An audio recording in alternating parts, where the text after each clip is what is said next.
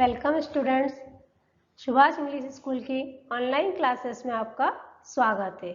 आज हम कक्षा 6 की हिंदी में पार्ट 1 वह चिड़िया जो उसका अध्ययन करेंगे। पार्ट 1 वह चिड़िया जो। वह चिड़िया जो चोंच मारकर दूध भरे जूड़ी के दाने रुचि से रस से खा लेती है, वह छोटी संतोषी चिड़िया नीले पंखों वाली मैं हूँ, मुझे अन्न से बहुत प्यार है।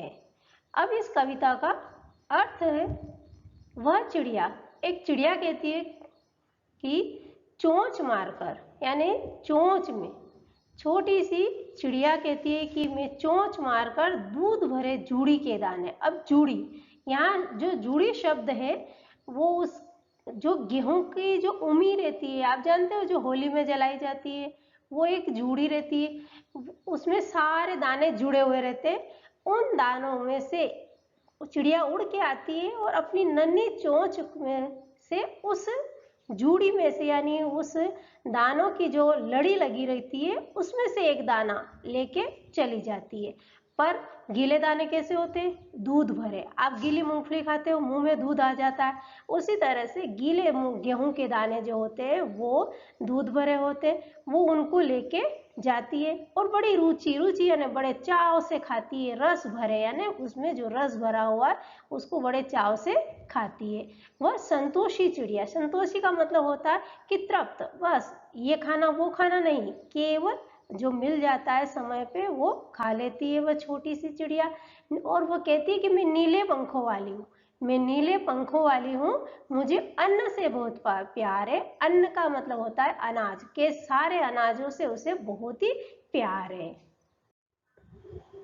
वह चिड़िया जो कंठ खोलकर बूढ़े वन बाबा की खातिर रस उड़ेलकर गा लेती है, वह छोटी मुंह वाली चिड़िया नीले पंखों वाली मैं हूँ, मुझे विजन से बहुत प्यार है। अब इस पंक्तियों का अर्थ है कि वह छोटी जो चिड़िया है वो कहती है कंठ खोलकर, कंठ मतलब गला, गला खोलकर, यानी कि मधुर आवाज में, बहुत ही सुंदर आवाज में बूढ़े वन बाबा बोलाया। बूढ़े वन को बूढ़ा कहा है, तो क्यों कहा है? क्योंकि जंगल जो होता है उसमें सभी प्रकार के पेड़ पौधे होते हैं, बहुत बड़े बड़े पेड़ होते हैं जहाँ जिनकी घनी छाया होती है, जो आसपास दिखाई भी नहीं देता है, ऐसे बूढ़े वन। तो उसको ऐसे पुराने वन को बूढ़ा कहा है। तो क्या कहा है कि बूढ़े वन बाबा के खातिर रस उड़ेल कर गा लेती हो। अब गाती है पर उसमें रस कैसे?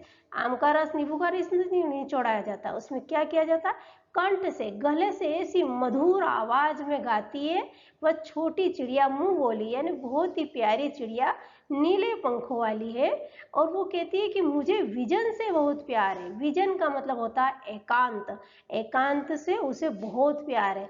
जिस प्रकार आपको यदि अगर मम्मी पापा, आप तो एकांत में रह भी नहीं सकते हो, कैसे? मम्मी पापा सब होते हुए भी आपको अगर मोबाइल या टीवी ना मिले तो आप बिल्कुल नहीं रह सकते हो। पर ये चिड़िया इस घने जंगल में एकांत में रहकर अपने उमंग भरे यानी खुश मन से वहाँ जंगल में रह सकती है। तो हमें इस चिड़िया से सीखना चाहिए कि हमें एकांत में रहना, एकांत पसंद, यानी कि एकांत में बैठकर, जहाँ कोई भी नहीं हो वहाँ पर बैठकर हमें पढ़ाई करना चाहिए, हमारा होमवर्क कंप्लीट करना चाहिए। वह चिड़िया जो चोंच मारकर चढ़ी नदी का दिल टटोल कर जल का मोती ले जाती है, रस उड़ेल कर गा लेती है, वह छोटी गर्वीली चिड़िया नीले पंखों वाली मैं हूँ, मुझे नदी से बहुत प्यार है। अब इस कविता का अर्थ समझेंगे। वह चिड़िया कहती है कि मुझे मैं चोंच मारकर उफनती हुई, चढ़ी नदी का मतलब होता है चढ़ी नदी, यानी बहुत ही उफनती हुई नदी, जिसके चारों ओर कुछ दिखाई नहीं देता है, बहुत भारी, जिसकी ऐसी लहरें आ रही हो, ऐसी नदी। चढ़ी नदी का दिल टटोल कर, दिल टटोल कर बोला है, तो दिल कहाँ होता है? पार्ट, बॉडी के पार्ट में जो रहता है वो बीचों बीच होता है, इसी तरह नदी, चड़ी नदी यानी बहुत ही उफनती हुई नदी की गहराइयों में जाकर जल रूपी मोती या जल की एक बूंद को मोती कहा है कवि ने।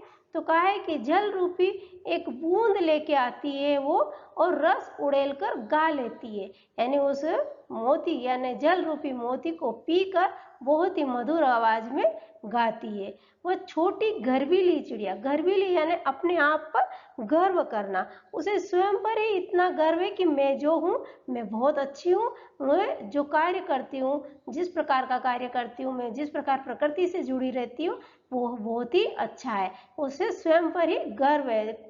वह नीले पंखों वाली मैं हूँ, वो कहती है कि मैं नीले पंखों वाली हूँ, मुझे नदी से बहुत ही प्यार है, नदी से।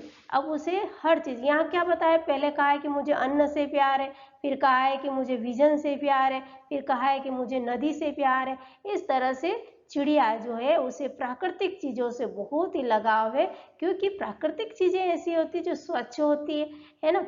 अब यहाँ पर कवि कहना चाहते हैं कि मनुष्य को और विद्यार्थियों को ये कहते हैं कि जिस प्रकार चिड़िया धैर्यवान है, साहस है, उसे नदी से लगाव है, पहाड़ों से लगाव है, वृक्षों से लगाव है, फूल पत्तियों से लगाव है, इसी तरह से आपको भी जो जरूरतमंद सारी चीज़ें होती है उनसे लगाव रखना चाहिए, उनकी तरफ आपको अग्रसर होना चाहिए। आपके जितना भी किताबों में जितना भी ज्ञान दिया जाता है वो सब आपके लिए बहुत ही फायदेमंद होता है ना, तो उन चीज़ों को सीखना चाहिए। तो इस चिड़िया से कवि ने कहा है कि इस चिड़िया के माध्यम से मनुष्य को ये सीखना चाहिए कि कितनी कितनी समस्याएं आती है, उन सारी समस्याओं का समाधान करते हुए भी आगे बढ़ना चाहिए। आशा करती हूँ कि आपको ये कविता अच्छे से समझ में आई होगी। कवि ने जो कहा है कि चिड़िया के जितने भी गुण हैं वो किस प्रकार साहस धैर्य का कार्य करती है, वो सारे गुण आप भी अपने जीवन में उतार के कठिन परिस्थितियों का सामना कर सकते हो। धन्यवाद।